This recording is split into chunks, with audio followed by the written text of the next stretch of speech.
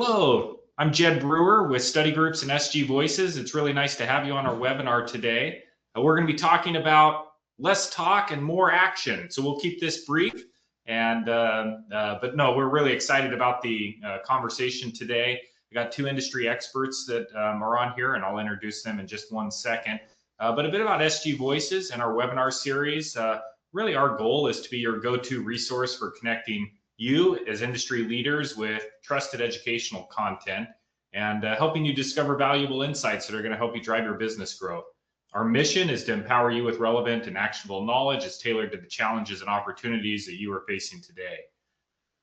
This webinar, just FYI, is going to be recorded, and the slide deck we'll send out to you afterwards so you can view it again, share it with a colleague. And we want this to be educational in nature. And so really excited to have our two presenters, Davy Nixon, who's founder and CEO of PDS Solutions, and Casey Cook, who's president of PIX Payments.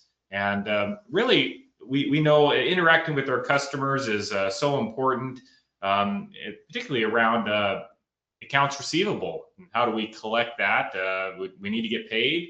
But are there efficient ways to do it that are going to get cash into our bank more quickly? And really, that's what Davy Nixon is going to be talking about at PDS Solutions. Really, the major points he'll hit are how do we move into this self-service shift, what customers want in their AR experience, and how can we help deliver that? And we find that most organizations lose a lot of time in invoice follow-up, and so how do we reclaim that lost time? The more efficient we can be, the more time we can be spending doing other things and having that cash in our bank account. So we'll let Davey go into that in just a little bit, and then we'll follow that with Casey, who'll be talking about payments, our favorite topic, and how do we get modernized in our payment system and get real margin there and quit overpaying at the same time. It's a very opaque industry. So a bit about Davy. Davy's founder and CEO, as I mentioned, of PDS Solutions. It's a SaaS platform serving the downstream petroleum industry, i.e. our businesses, and he leads the development of customer portal, tank monitoring, and data integration solutions that help fuel our company's modern operations, with really a goal of helping to improve the customer experience and leveraging real-time data to help us make better decisions. And then Casey, I'll share a little bit more about him before he goes, but excited to have him and PIX on the call to talk about the opaque system that is payments. So with that brief introduction, Davy, I'm going to turn the floor over to you and let you dive in and tell us, how do we modernize that customer AR experience? Thank you, Jeff. Yeah, so thanks for the introduction. Like you said, my name's Davy Nixon, president, founder of PDS Solutions. I've been working with companies helping implement customer portals for I've been in the industry for about 20 years, and 2/3 of that, working with other companies to help implement customer portals. Today, I want to talk about one part of that, and that's really just kind of modernizing the customer accounts receivable experience. Let me switch slides. So today I just want to cover, a few parts of it. Customers have certain expectations. In this day and age, they expect, to be able to self-service. In this industry, we tend to lag behind. There's, companies are, there's still a lot of companies that are just dealing with email and phone call follow-ups and stuff like that, which brings in a lot of friction points and delays in the collection process. So I want to look at how to connect the portal and payments to speed up the overall process and just improve visibility with customers and internally with the staff that's responsible for collecting payments.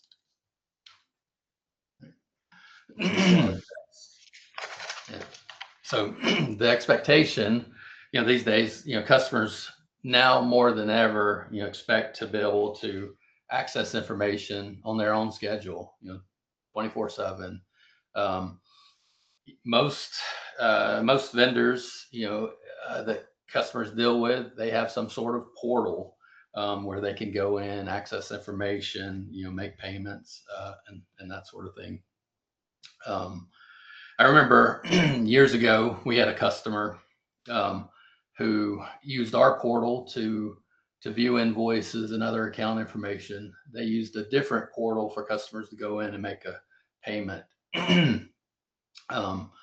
And they saw, and we saw so many tickets where, the customers were just getting confused, keeping up with logins and where to do what.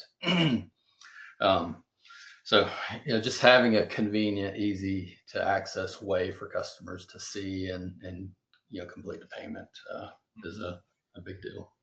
And Davey, are we talking about like really two types of customers? There's the majority of customers who have the money to pay and genuinely want to pay as agreed. And then there's this minority of customers who either don't have the money or don't want to pay. But we're kind of talking about that bucket one, like we got genuine customers who want to pay. Like, how do we make it easy for them to ultimately get that money to us so we get cash in the bank faster? Is that right? Yeah, absolutely. Yeah. Yep. Yeah. A lot of times, there's, in that bucket one, those customers generally want to pay. Sometimes there's hurdles in the way, they have to put a check in the mail and, hopefully it gets delivered. Or they have questions about their invoice, understanding why, and not good visibility to why they're being charged what they're being charged. So yeah, having that visibility and access, I think is what customers expect these days. Mm-hmm. Yeah, how do we remove that friction, make it easy for those wanting to pay people to get that transaction done? That's correct. So, part of the process is, just kind of understanding the cost and hurdles to it. We still see, prospects and companies that have, that are still doing this. They're just simply emailing invoices and, everything's happening, offline essentially. The sales reps and credit reps are having to manually call on customers that they haven't seen payments for. If the customer's putting a payment in the mail, a check in the mail, that could, that turnaround time could be, at best days. Sometimes they get lost, but, just cutting down on those phone calls. If you're past due, not having the, it's easy for a customer to say, oh, it's in the mail, whether that's true or not.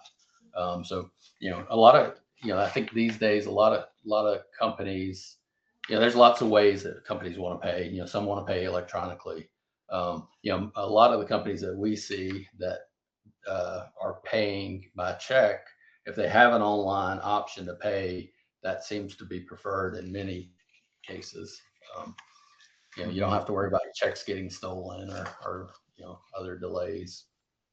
This is interesting, David, because we think about our typical AI processes and we're focused on the worst of the worst. Like, we sit down and we do our AR review meeting, and where do we go? Who's over 90 days or, way out of term? And that's where we spend our focus. But, the point you're making is, man, the bulk of our AR is in those genuinely wanting to pay customers, and let's not neglect them, put a little attention, and, the faster we can get payment there, the easier we can be to do business with, the better it'll be for those customers.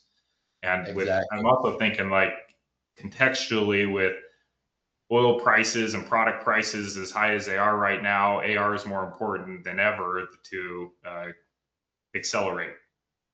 Mm-hmm. Yeah, and you're gonna need those teams. With the high cost of fuel these days, there are going to be more customers that are going into the red, that are going to be delayed paying, and that's where you're going to want your staff to spend their time, is working with those companies before it gets too late.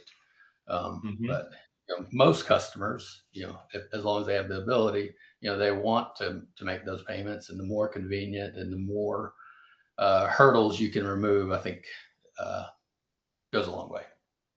Mm-hmm. So we're sending emails, we're making phone calls. What do you recommend is the best strategy going forward? Forgive I mean, so just, just removing those hurdles, giving customers the ability, you know, I think a lot of companies, a lot of customers, uh, they don't want an extra place to go log in. But, oftentimes they need it.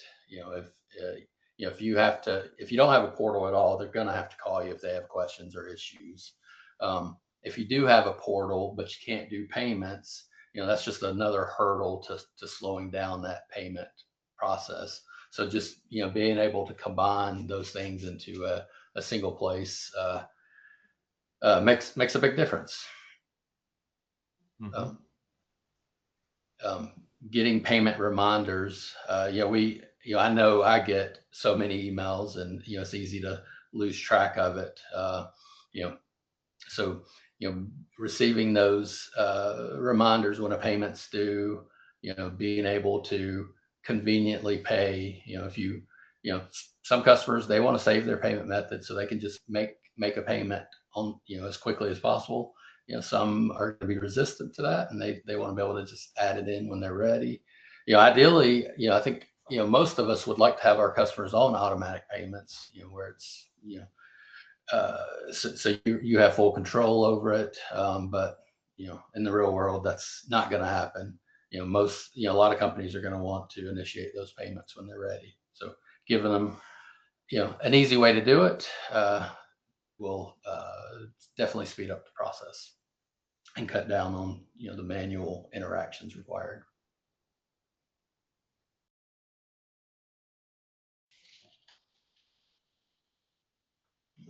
All right. So I've kind of talked about this a bit, but there's a lot of steps in the payment process. For a fuel invoice, typically that invoice is going to get issued, at best a day behind. Oftentimes when there's third-party carriers or other things in the way, sometimes it takes longer to get an invoice issued.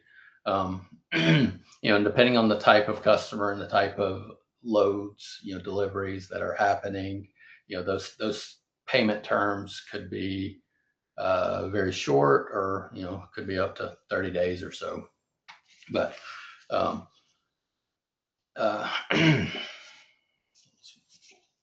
get back on track here. I'm sorry, but so once that invoice is issued, customers want to be, we see a lot of customers. Some customers are only getting one or two invoices a month. You have some customers that are getting a lot more than that, and managing that information and having that visibility goes a long way.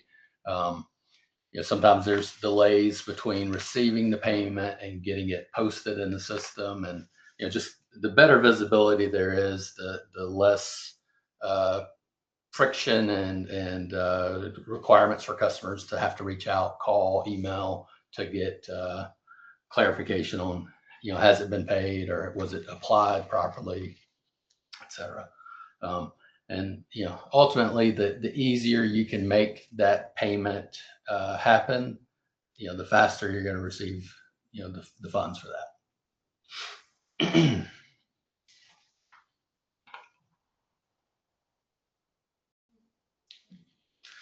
So and ultimately, talking about the payoff,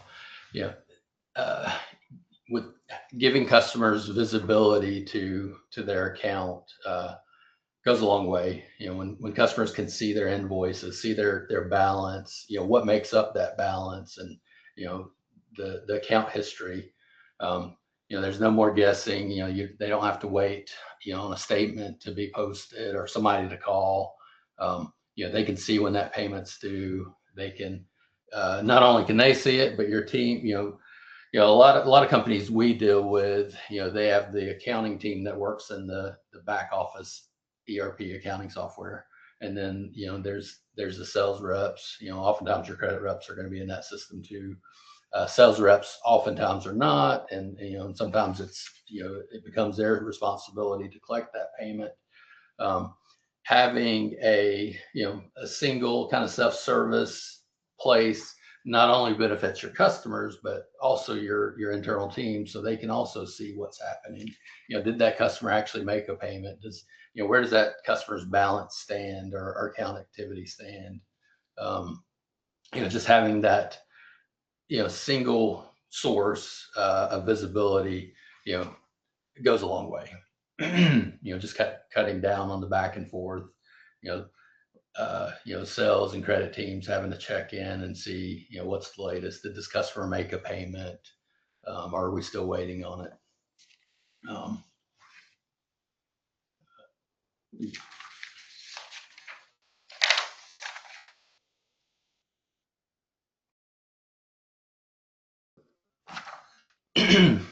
So ultimately, like I said at the beginning, the customer's expectations have evolved a lot, over the years. As you have newer and younger folks coming into the industry, their expectation is, with many other vendors, they can access the information they need online. You don't have to go digging through email to figure out what happened, when something's due. They have that real-time visibility. And overall, it'll just cut down on calls, make for happier customers, and speed up the process of issuing an invoice down to getting that invoice paid.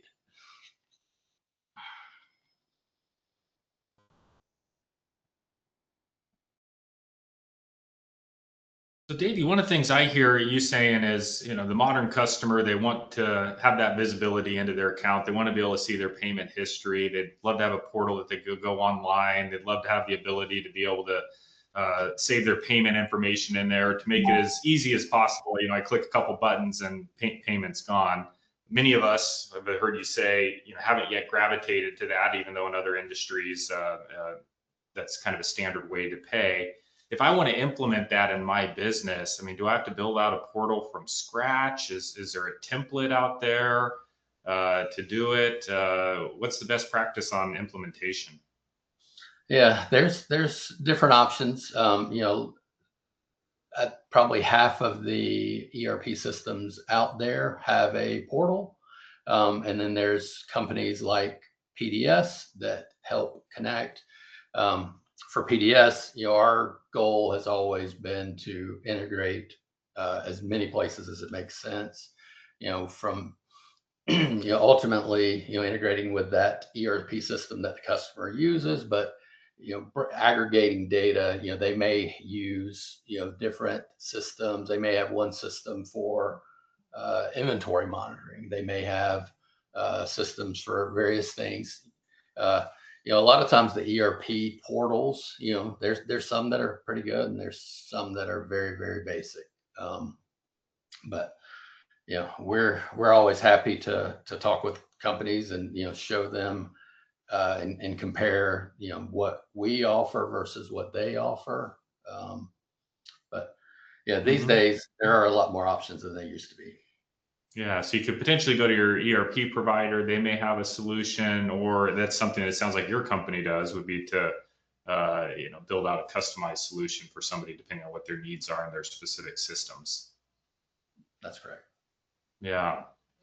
And are there any learnings that you get when you go out and work with customers that you do of, if I'm going to go build my own system or work, if I evaluate my ERP, like, hey, I need to make sure I have this in there? Every company seems to be a little different.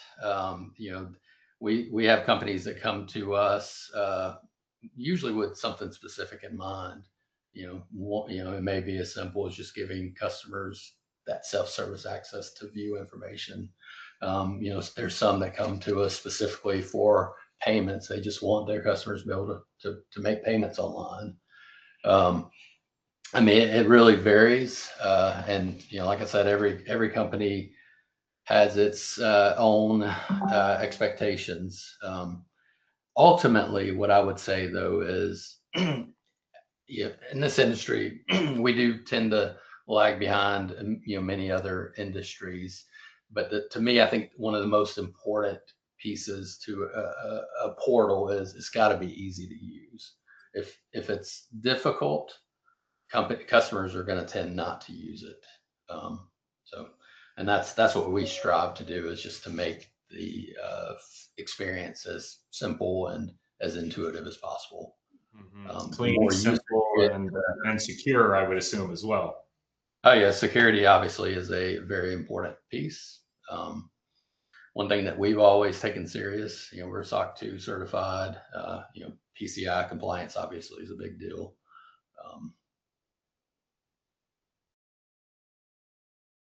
No, makes sense. Yeah.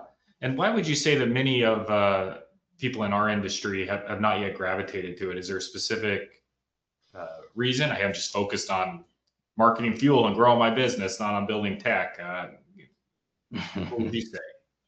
Yeah, I think that's a good question. I would say, I'm not sure exactly how to directly answer that question, but I would say the expectation as newer, younger folks are coming into the industry, they come in with the expectation that they can do basic things like have that self-service portal, so that, I know myself personally, if I don't want to have to pick up the phone call. I like the ability to be able to do it, but for basic things, I want to just be able to do it myself.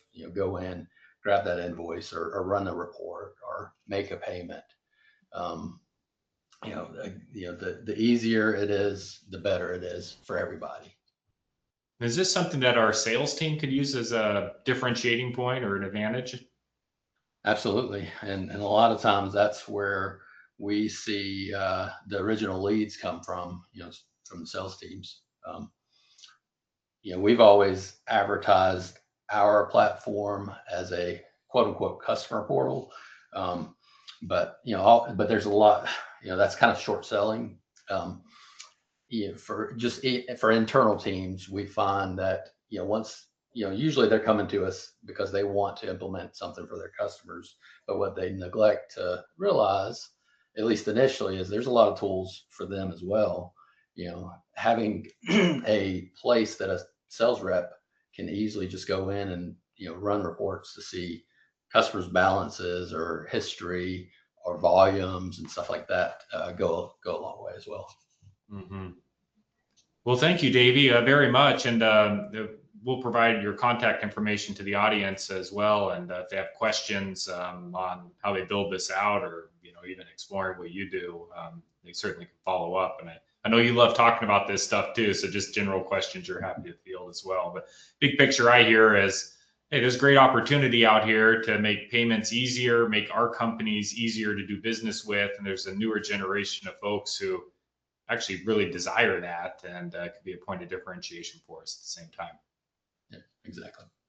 Yeah. Thank you, Davy. Really appreciate that education there. And we're going to switch over Casey Cook and talk a little bit about credit card transactions and fees, one of everybody's favorite topics, but it's a big topic and something we want to really get right. But a bit about Casey and PIX Payments. So Casey's the president of PIX, but he's made his whole career out of trying to fix one of the fuel industry's biggest problem, which is opaque credit card processing. And he works with petroleum marketers, C-store retailers across the country. And his goal is to bring real transparency, real savings, and help people determine how they accept cards at the pump and online as well. So we really look forward to hearing about the update and the payments industry and what we can do to bring more margin to ourselves. Awesome. Great. Jed, thank you. I got a quiz for you, Jed. I'm ready. Two easy questions. Are you ready? What do you think is a good effective rate for payment processing? 2.12%. 2.12%? 2.12, that's the magic number. That's a very specific number. Why does that number come in? I prepared all night for that. Okay, so all right, so question 2. What's your favorite convenience store? What's your favorite one? Man, It's a trick question. It's that is a trick super question. trick question. Yeah, no, I have to defer. Whichever study group member C store you're at the moment, is that what it is? I think that's a good way to describe it. Yeah, yeah. No, we kind of like in Okay, our so study group members how a parent views a child, right? They're all different, they're all beautiful, and we love them all equally. so when you go to your favorite C store and you go get your favorite candy bar, what kind of candy bar is that? Oh gosh, I don't eat that many candy bars, but it'd probably be some with peanuts and chocolate in it. So a Snicker bar or so? Yeah. Okay. So you go buy a Snicker bar, you go up to the counter, it's $1.50. It rings up as $1.50. Typical margin's about 75 cents on that, and you use your debit card to pay. Do you think you should use your debit card or your credit card to pay? Which one would be easier, a less burden on your favorite C store, your favorite study group member C store? I think it's a trick question. Normally, I would say a debit card would be easier on the retailer. Yeah, it is a trick question. Using a debit card for a low ticket is a lot of burden on that retailer. Of that 75 cents is normally his margin, you're going to cost him around 30 cents to use a debit card, or it'd be around 12 to 15 cents if it was a credit card. So that retailer just sold you, your favorite C store just sold you $1.50 candy bar, and it cost him 30 cents to sell. His effective rate now is not 2.12%, it's 20%. Jed, why would you do that to your favorite C store? Pretty jerk thing for me to do, Casey. All right, well, that's what we're talking about today. We're talking about reducing the pain of getting paid. Okay, so let me show you what we're going to address in the next 20 minutes or so. We're gonna cover the number that actually matters, your effective rate. You might have heard that before. Most people just call it their credit card rate. We'll define it, understand what it truly means. We're going to talk about routing every online payment to the cheapest rail. We're going to talk about automatic reconciliation, the cost of manual reconciliation. We're going to talk about the ways to reduce selling to an unbranded dealer while offering him painless payments. So I'll address all four, and I'll leave you with some action items that you can take back to your current or prospective processor. So let's start with the one number very few operators can accurately tell you. Can you see my slides okay, Jed? I can, yes. Okay, good. So what we're going to start with is your effective rate. I'm going to show you two real statements that came across my desk. One is for online payments. Customer was paying 5.66%, and the other was for a C store paying 2.53%. Again, very specific numbers on that. Like your number, Jed, two real merchants, two real statements. Both operators were operating under the idea that they were told their pricing was low and transparent. So let's first dive into the C store, the 2.53%. Here's the quote they were actually handed. So real quote, all they knew from the quote, all they could remember was the 5 cents per transaction. But in all reality, the quote they had over 400 fee lines. So 400 different types of fees that were an option. Keep in mind, the quote was for a C store doing $2.5 million in annual sales, 62,000 transactions on an average $40 ticket. $40 ticket is a key number there, because if you're averaging $40 a ticket and you think you're only getting charged 5 cents above interchange, you would think you'd have a pretty low effective rate. So if the nickel wasn't the problem that drove the 2.53%, where did the money actually go? Well, it's really buried in all those additional fees. I'm not going to go through every one of them, but just taking a look at a few of the fees that are out there. You have fleet cards, which are billed above interchange. You have American Express, that's not the 5 cents, it's actually 10 cents and an additional 20 basis points. If you take a debit card, so extra paying for the merchant here, Jed, when you pay with your debit card, they got charged their normal 5 cents plus an additional 5 cents for using a debit card and an additional $99 just for PIN debit activation. On top of that, every time you use your zip code, once you type it in at the pump, that's an extra penny to the merchant. So when you take a look at it, what you thought was 5 cents now has an extra $6,000 a year in buried fees. But before I pile on about all this, let me just show you the big picture of where all the fees are. So taking a look at this table, most of card present effective rate is actually interchange, and no processor controls that. That is determined and set by the network and card brands. That's the whole gray area you're seeing there. Less than a quarter of it belongs to the processor. And that quarter is the only part that any one of you as merchants or merchant processors for card present or online can negotiate. The total stack combined, interchange plus all the processor markups, is around 16,000 for that merchant. But the reality is, because interchange fees are so convoluted and complicated to understand, processors often prey on the fact that all merchants can remember is the transaction fee you told them. You can bury the rest and all those other 400 line items, and they might think those are interchange fees. So you divide all this into the volume, and you really get the number that matters, which is your effective rate.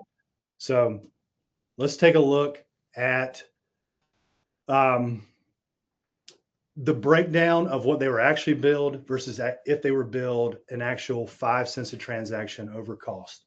First number you'll see in both tables is the interchange and network fees. Again, it's a bulk of your fees that are here. But when you have the 5 cents a transaction plus buried other transaction fees, you see the additional markup plus all the additional junk fees is going to bring your total processing fees to $63,000 a year.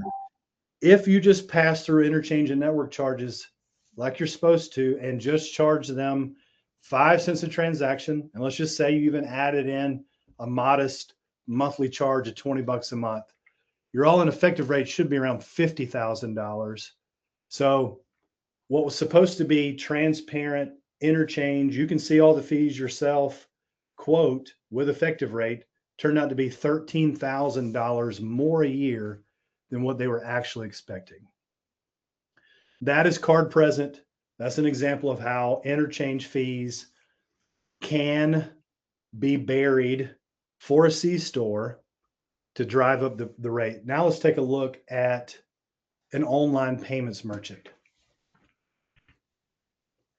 Same type of setup we're looking at here. 5.66 is what the wholesaler was paying. This is commercial cards, tickets north of $3,000. They were quoted clear interchange pricing. And obviously by clear, they mean bearing fees. Online payment processors have much more room with online payments to bury fees with interchange pricing because every merchant has just accepted that online payments are significantly more expensive. So rather than expecting that 2.12% you're expecting, Jed, typically when people are doing online payments, they're thinking, well, it's going to be somewhere between 3 and 6 or 7%. I don't know. I just have to go with what they tell me. That's where companies like Stripe, very large company, handles most online traffic when it comes to payments. They've emerged with much more simple pricing. Sometimes it's flat rate pricing. Sometimes you have something called blended rate pricing, where rather than getting interchange and some additional fees that's hard to understand, you just get charged a fee for each different type of card type that you have. So you'd be right to think that typically interchange pricing is lower, but it often isn't the case when it comes to online payments, really because of processor games. The difference here between interchange pricing and blended pricing was $387,000 a year. That is processor payment revenue to their bottom line and off of your bottom line, just because of how skewed it is. So 2 examples I gave you there. Jed, were you about to say something? No, you're getting my blood boiling and a little anger here. I hope you're going to tell us what we can do about it in a bit.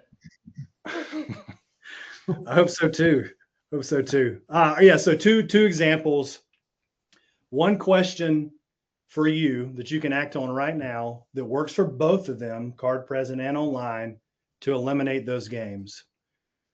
You should ask every processor what your effective rate will be. A lot of them talk about, well, I think I can save you $50 a month or $1,000 a month or whatever the case is. If you want to know, you should be able to ask them what your effective rate will be with processing with them. Now, to get an accurate number, you'll have to give them a statement or some of your transaction data, but every processor worth their salt should be able to answer that question within a few hundreds of a basis point, a few basis points, really. So don't let them hide behind, a quote of, well, it all depends on your average ticket and card mix. No, pin them on it, ask them for it, and they should be able to tell you. And I'd say ask them before you sign based on your volume and your card mix. They have the data and they can't get within a few basis points. That's your answer of, are they trying to play games or is something else going on there? So if you want to know a good answer for what you should be looking for an effective rate with card present or online, here's two simple numbers for you. If you're card present, you're a C-store operator, maybe even you have a payment terminal in your bulk plant. If you're averaging at least $25 an average ticket across all your payments, you should be around 2% or lower. Now, if you drop below $25, typically interchange fees alone makes it hard to get below 2%, but that's a good baseline for you. If your card not present, if you're doing online payments and it's a big commercial mix, 3.5% is the key number there. That's the number you're really looking for, somewhere in that range, if not a little bit lower, but anything above that, you need to start asking questions. So two good baselines. And if you're paying significantly above it, I think it's a good time to talk to your processor or begin looking for another processor. So that is part of effective rate. There's your effective rate. That's an important number that we build everything else off of. The other half is what we're going to talk about is how money actually reaches you. So let's talk about getting paid, specifically online payments. And that world, you're familiar with card, ACH, and surcharging. Let's start with the cheapest way to get paid and work down from there. Checking our time, Jed. I want to make sure we're respectful of that. Every fuel marketer wants their top tier customer. That's the customer that gives you an ACH authorization and they let you pull the funds when the invoice is due. It costs next to nothing and you get paid on your terms. That's what every marketer wants. But everybody who says no, typically because they want control, leaves you with three options: checks, cards, or wires. I don't have to explain all the fun that can come with each one of those individual payment methods, but every modern payment processor has a better version of each method while still giving the customer control and options. I said better. I think I said better and cheaper. And I'm sure you're asking the question, how can you get cheaper than a check? It doesn't cost anything. Well, let's put some actual numbers to that. So let's take a large example. 700 check payments on $5 million, average ticket of $7,000. The reality is there's a float on the outstanding funds. It costs more. It's just more days in a month that you don't have your funds. 4 extra days is a good number to look at, and also using a number of 8% for what your money's worth. So that's an additional $4,000 of float each month that you're waiting on checks to come in or get cleared. Add up everything else between opening mail, keying deposits, hours from your employees, bank per item and lockbox fees and return checks, and you're looking at $75,000 a year of uncalculated cost. An employee, maybe 2, employee and a half, this completely gone in uncalculated costs that you have there.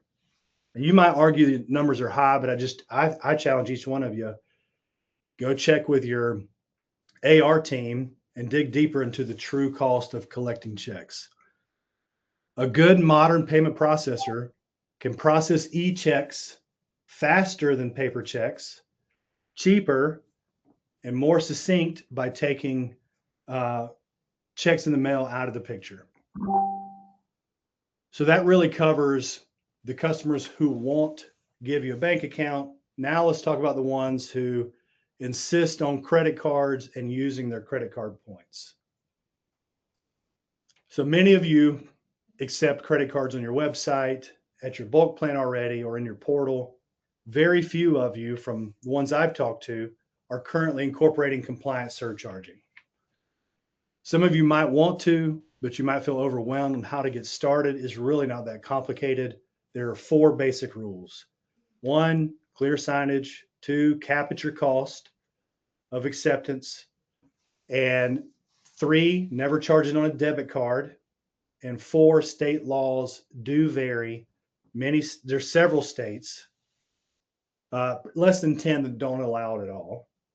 And there's some that have other restrictions, but there's ways to work with your processor to either be compliant in their rules or to make sure that you are compliant in what you choose there. One key piece of surcharging is that some people surcharge more than 3%, but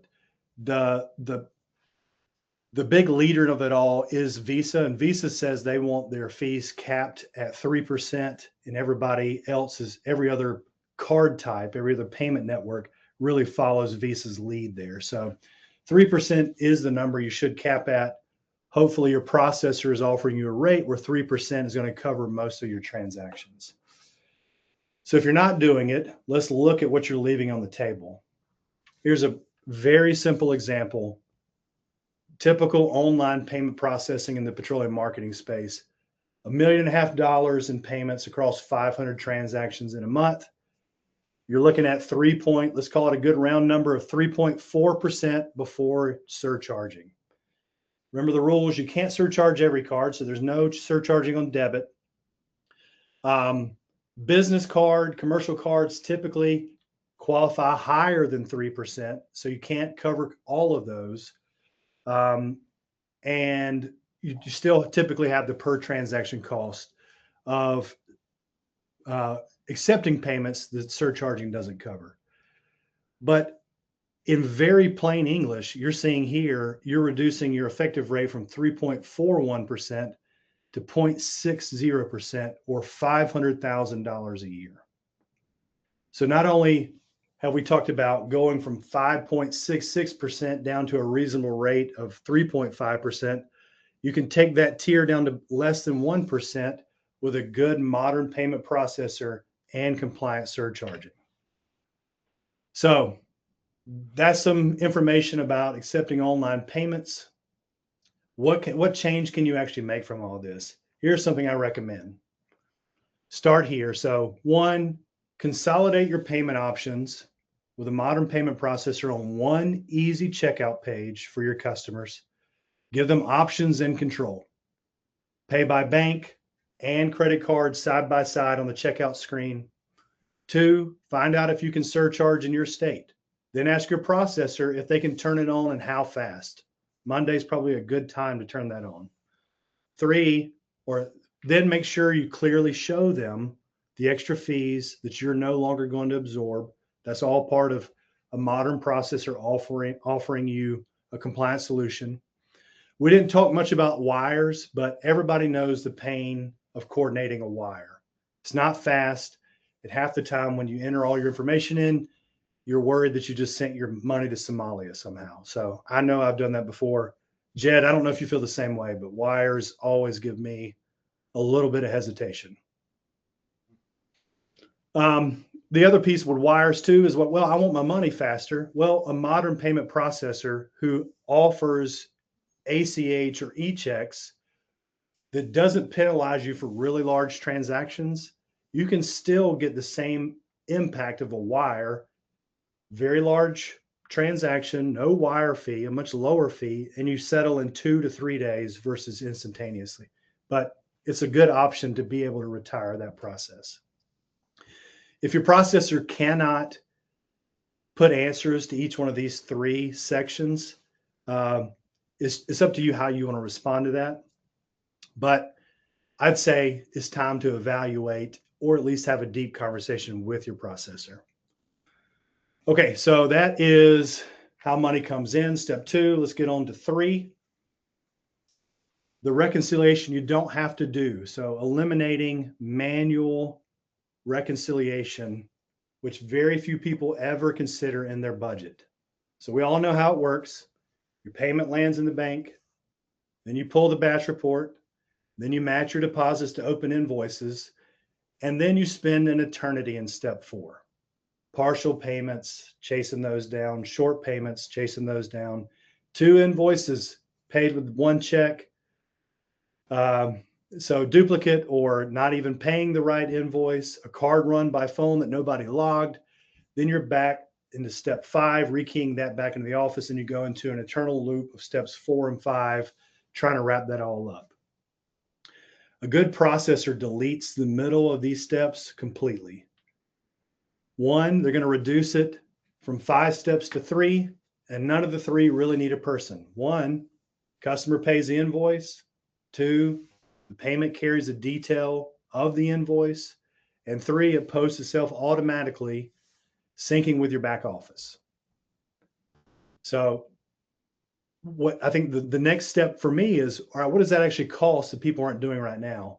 Just very simply put, if you are considering the number of hours spent, times of workers hourly, time spent each month, keying this, chasing payments down, in my mind, at a minimum, you're spending $11,000 a year to have that process done.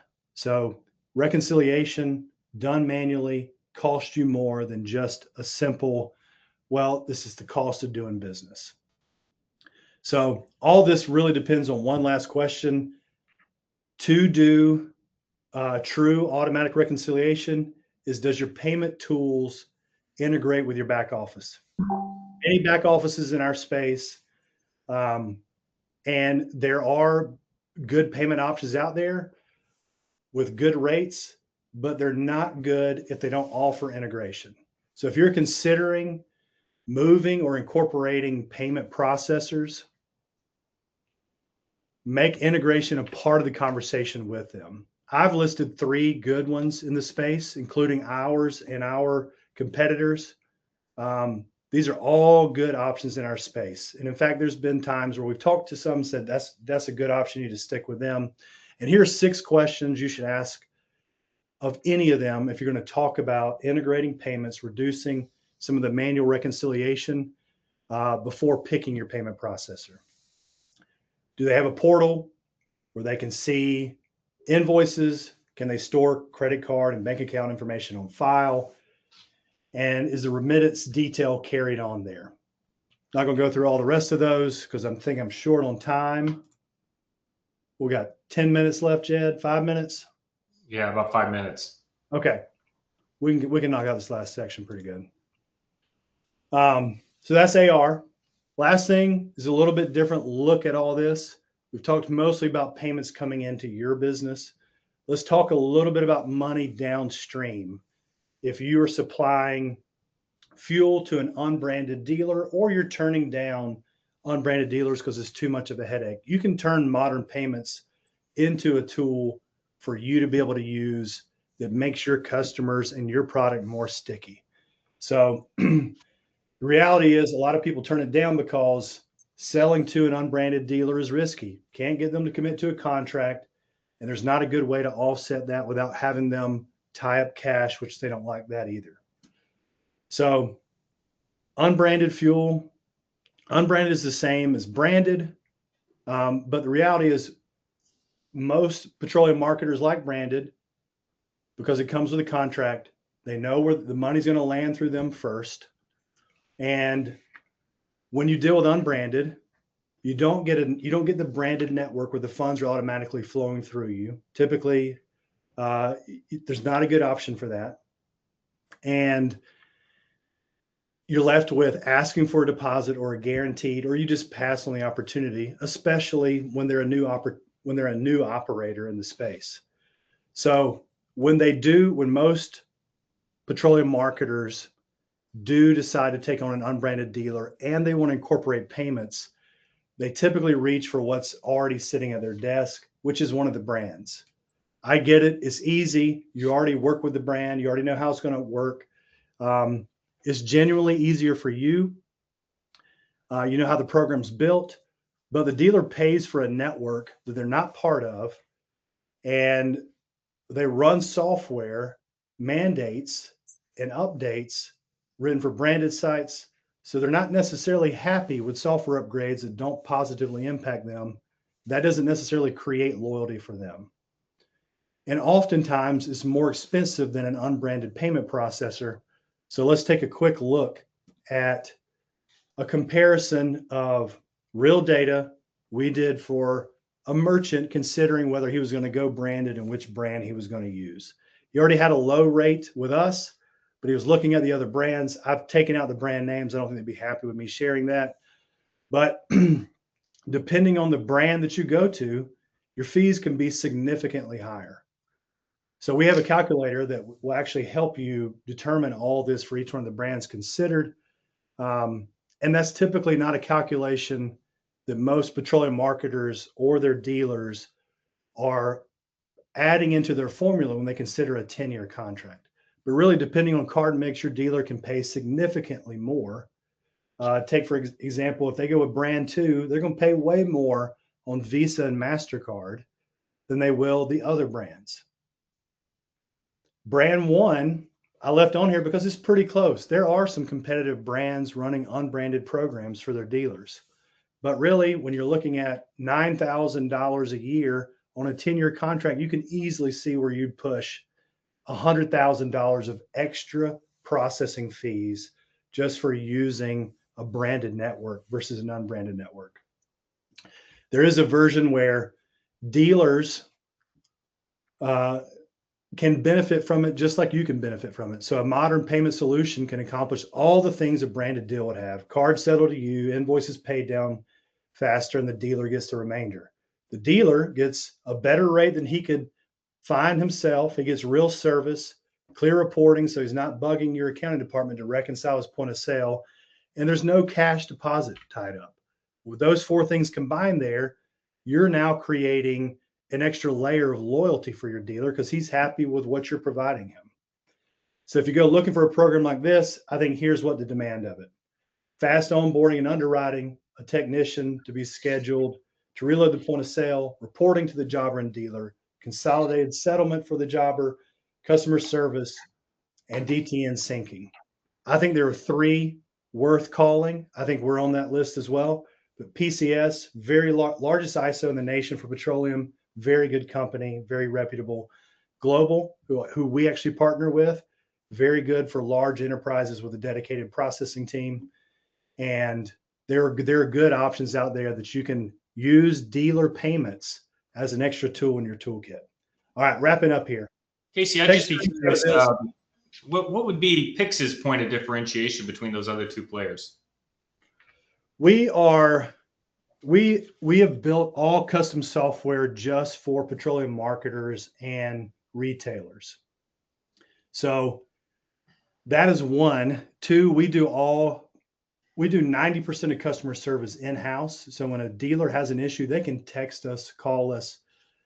They have immediate access to us. The other piece is, Jed, I've been emphasizing effective rate as an important key.